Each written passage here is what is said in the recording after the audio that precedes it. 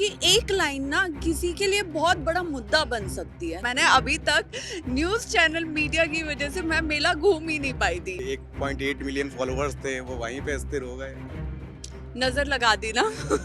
Life ना, जिंदगी जो होती है ना वो रोलर कोस्टर जैसी होती है, उतार चढ़ाव सब आते हैं। ना तो हर्षा रिछारिया ने बोला था कि मुझे वायरल करो, ना तो आईआईटी बाबा ने बोला था, और ना ही मोनालिसा ने बोला था। दुनिया का तो काम ही है बोलना, तो आप किस किस को कहाँ तक चुप कराओगे? वो सबका अपना है कि जिसका इंटेस्टाइन जितना मजबूत होगा वो डाइजेस्ट कर लेगा। सीधी सी बात है। वाले कह रहे थे कि आपके कि हम हर्षा की शादी कराने की तैयारी कर रहे हैं, क्या हुआ शादी वादी को लेकर क्या प्लान है? मेरी अभी की अभी शादी होने वाली है कि मैं महाकुंभ से भोपाल जाऊंगी और बस मेरी शादी हो जाएगी, डोली निकल जाएगी। तो मैंने ये डिसाइड किया था कि मैं बिना मीडिया से मिले प्रयागराज से जाऊंगी। महाकुंभ में वायरल इन्फ्लुएंसर हर्षा रिछारिया जी को एक बार फिर से भारत समाचार की टीम ने ढूंढ निकाला है और आज उनसे बातचीत करेंगे।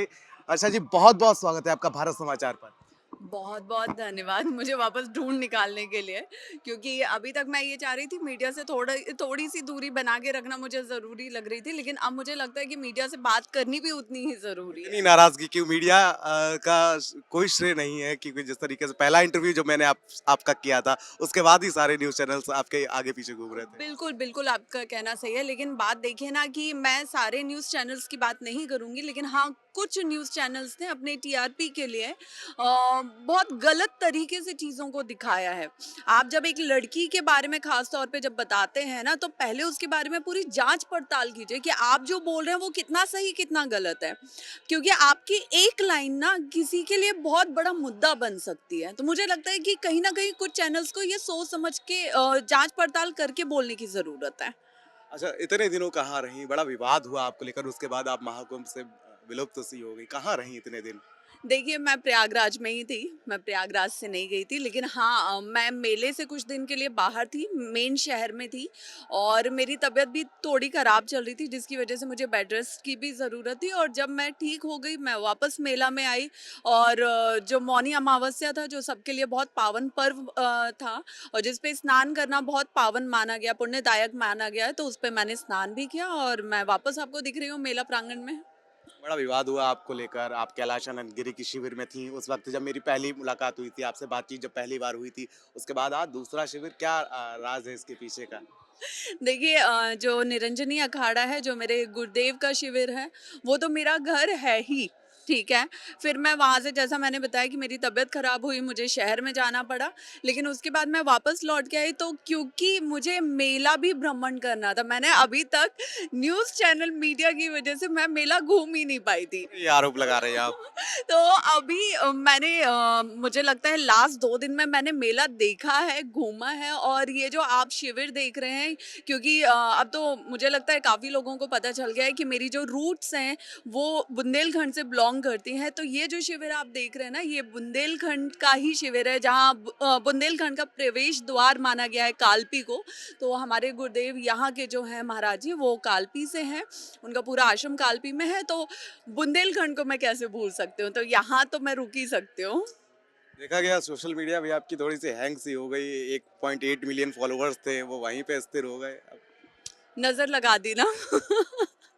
सब सब बोले जा रहे थे कि इनके तो कितनी तेज़ी में फॉलोवर्स बढ़ रहे हैं, कितनी 2 दिनों में 1 मिलियन बढ़े थे। वही, तो अब नज़र लग गई है तो रुक गए हैं। इतने दिनों का सफर, जब से आप वायरल हुई थी उसके बाद अभी तक का सफर कैसा रहा?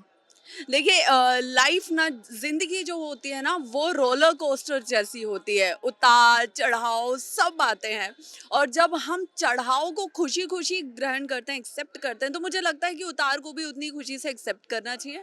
और नो डाउट इन 20 दिनों में, क्योंकि अब तो मेरा प्रयागराज से जाने का वक्त आ गया, तो इन 20 दिनों में मैंने जो कुछ भी सीखा है यहाँ पे, वो मेरी जिंदगी के बहुत बड़े बड़े सबक, बहुत बड़ा ज़्यादा ज्ञान मैं यहाँ से लेके जा रही हूँ, जो मैंने बहुत बड़े-बड़े साधु संतों से, महाराज जी से, स्वामी जी से, आचार्यों से, सबसे ग्रहण किया है।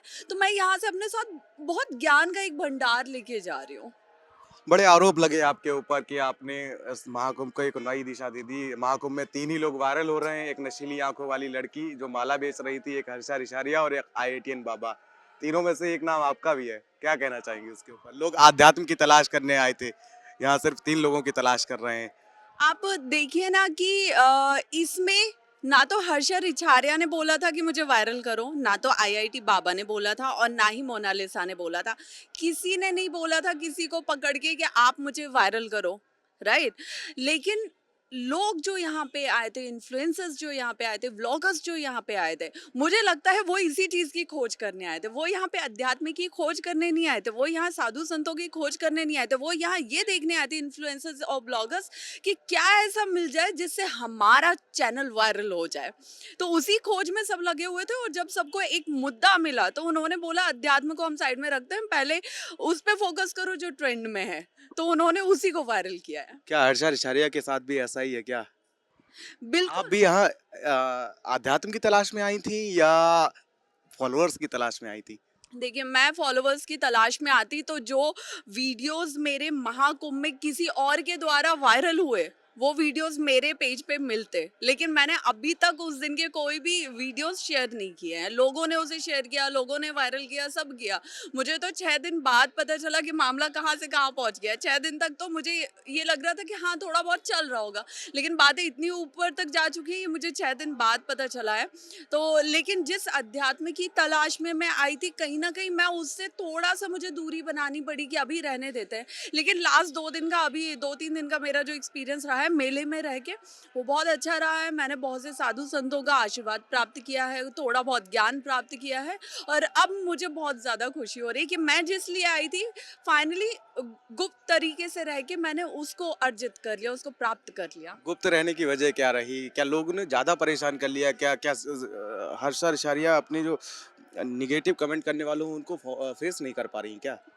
नहीं, नहीं, मैं सबको फेस करना चाहती हूँ और कर सकती हूँ। लेकिन दिक्कत ये है कि मैं यहाँ जिस चीज़ के लिए आई हूँ ना, जिस तलाश में आई हूँ, जो प्राप्त करने आई हूँ, मुझे लगता है कि मुझे पहले उस पे फ़ोकस करना चाहिए।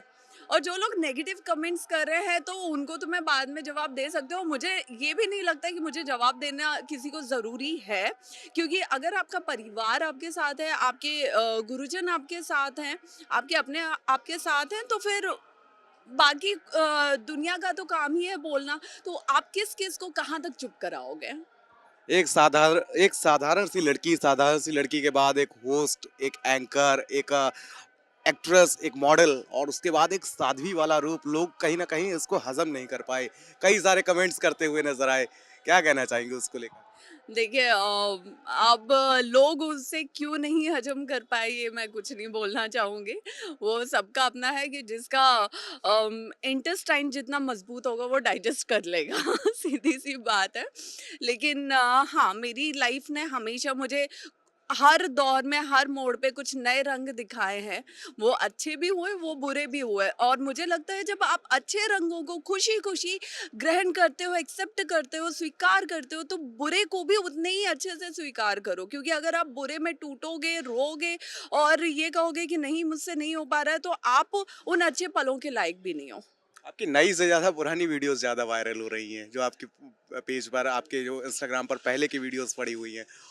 उनको लेकर लोग आपकी फ़ोटो लगाकर अब वाली, वो फ़ोटो लगाकर वो वीडियो ज़्यादा वायरल कर रहे हैं कि देखिए जो वायरल साध्वी है। हालाँकि आप तो इससे नकार रही हैं कि आप साध्वी नहीं हैं, लेकिन आप कह रहे हैं कि वायरल साध्वी को देख लीजिए, इनके पहले वाले रूप और अब वाला रूप। तो ये मुझे लगता है ये बहुत अच्छी बात है। ये मैंने कुछ जगह देखा और मुझे ये बहुत अच्छा लगा कि लोग पहले के फोटोज वीडियोस और अब के फोटोज वीडियोस को मर्ज करके उनको दिखा रहे हैं कि ये देखो ये पहले ऐसी थी और अब ऐसी है, क्योंकि कहीं ना कहीं इसके द्वारा ना उनकी नेगेटिव सोच के द्वारा भी लोगों को ये जानने को मिल रहा है कि वो पहले ऐसी थी और अब ऐसी हो गई है। तो जब ये ऐसी बन सकती है, इसकी लाइफ में ऐसा चेंज आ सकता है, तो हमारी लाइफ में क्यों नहीं आ सकता है? क्योंकि सनातन से जुड़ने का, धर्म से जुड़ने का, संस्कृति से जुड़ने का कभी कोई उम्र नहीं होती है, कभी कोई समय नहीं होता है। जब आपके मन में हो ना, जब आपके अंदर श्रद्धा जागे, जब आपके अंदर भाव जागे, आप तभी उससे जुड़ सकते हैं। परिवार वाले कह रहे थे कि आपके कि हम हर्षा की शादी कराने की तैयारी कर रहे हैं। क्या आज शादी-वादी को लेकर क्या प्लान है? क्या घर वाले प्रेशर डालेंगे तो शादी कर ली जाएगी क्या?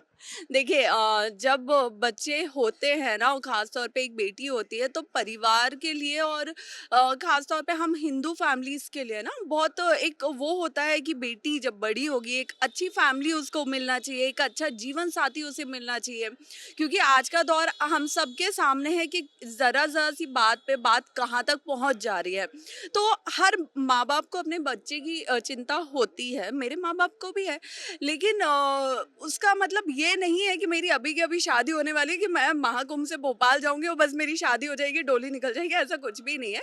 वो अपना कर्तव्य, अपनी जिम्मेदारी देख रहे हैं, और मैं, मुझे क्योंकि अभी धर्म के लिए काम करना है, मैं अपनी चीजें देख रही हूँ, लेकिन सही समय जिस चीज का आएगा वो तब हो ही जाएगी।